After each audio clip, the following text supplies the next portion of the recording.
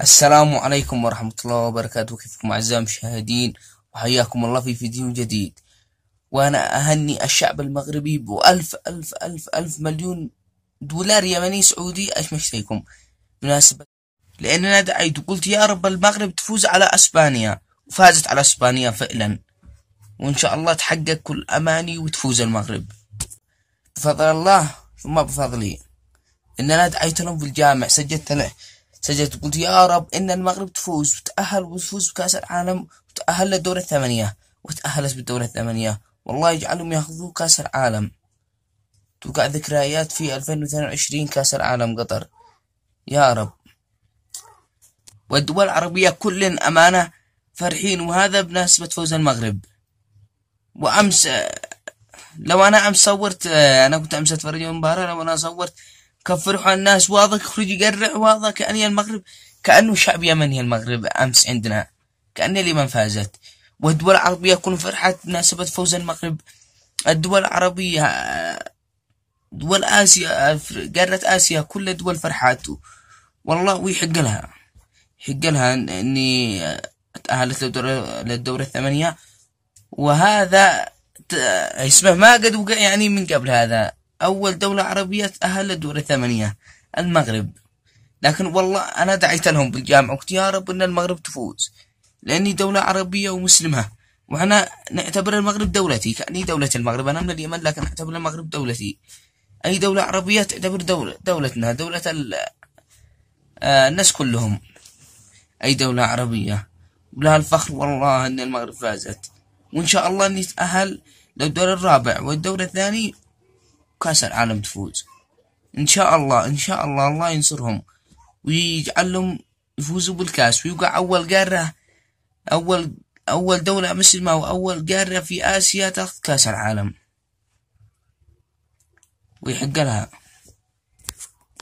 لأن إحنا تمنينا الدول العربية أنه كانوا يفوزوا، السعودية، كل تونس، حول دول قطر، الدول هؤلاء اللي عبال كنا قلنا إحنا إنهم أتأهلوا، ما تأهلوش، ما عاد معنا إلا المغرب. كل الشعب العربي كامل يشجع المغرب، والله ينصرهم ويجعلهم يستلموا الكاس إن شاء الله. لأنه اليوم ربوا، أنا أمس شاهدت المباراة اليوم، هو أمس استلموا، أمس فازوا بالدولة، تأهلوا الدور الثمانية، وأمس أنا اليوم ربوا أمانة. يا أنا فرح لهم فرحة كأنه الشعب اليمني فاز كأنه تأهل الشعب اليمني.